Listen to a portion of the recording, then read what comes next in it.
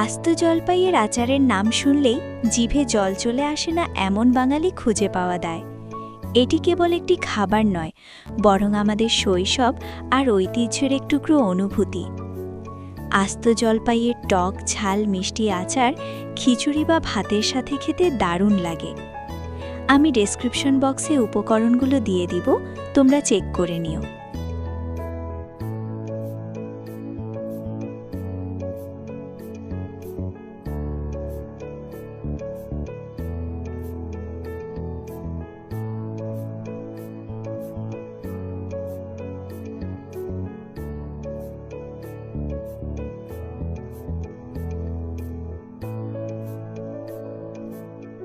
প্রথমে জলপাইগুলো ভালো করে ধুয়ে মুছে নিন, যাতে একটুও পানি না থাকে।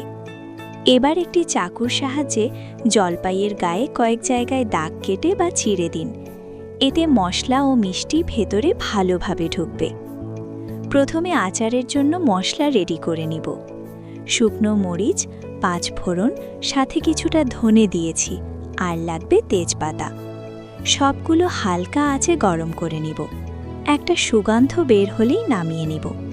সবগুলো উপকরণ একসাথে হামানদিস্তায় আধ ভাঙা করে নিব।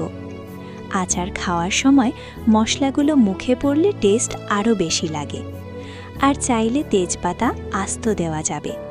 আমি মশলার সাথে আধ ভাঙা করে নিব। এতে আচারে সুন্দর একটা স্মেল আসবে। এখন কড়াইতে সরিষার তেল গরম করে নিব। তেল গরম হলে এতে আস্ত 5 ফোড়ন ও শুকনো মরিচ ফোড়ন দিব।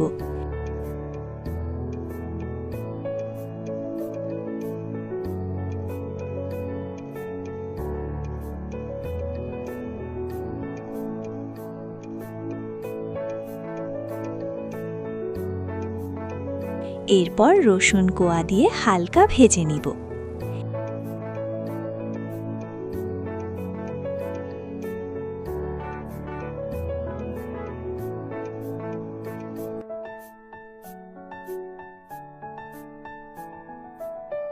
এবার এতে জলপাইগুলো দিয়ে দিব। তারপর চামচের সাহায্যে নাড়াচাড়া করে হালকা ভেজে নিব।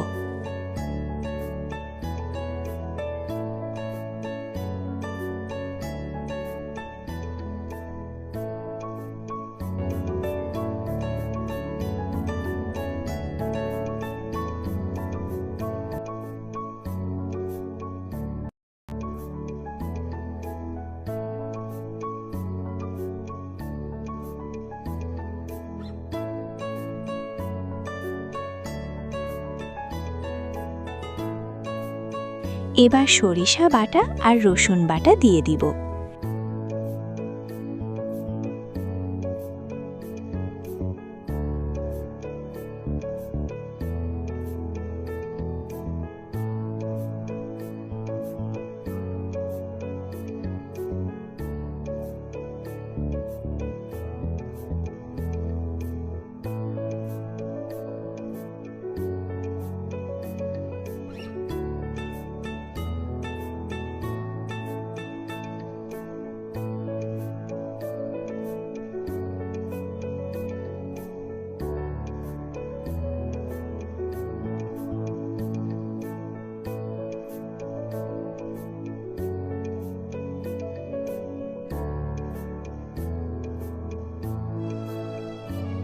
একে একে হলুদ গুঁড়ো, মরিচ গুঁড়ো, মশলা গুঁড়ো এবং লবণ দিয়ে নেড়ে চেড়ে ভেজে নিব। মাঝারি আঁচে 5-7 মিনিট ভেজে নিব।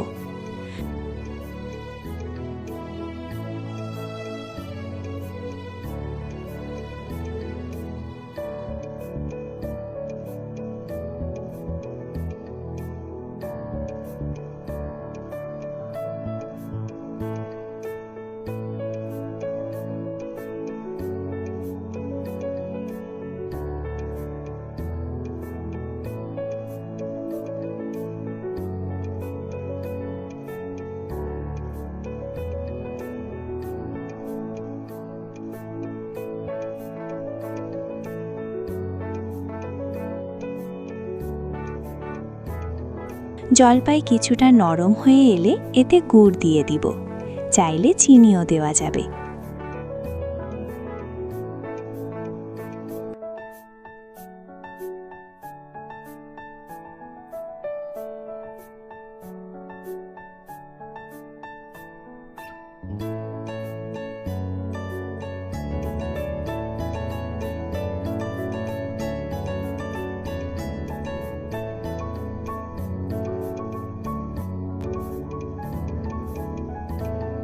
গুড় গলে আসলেই সিরকা বা ভিনেগার দিব।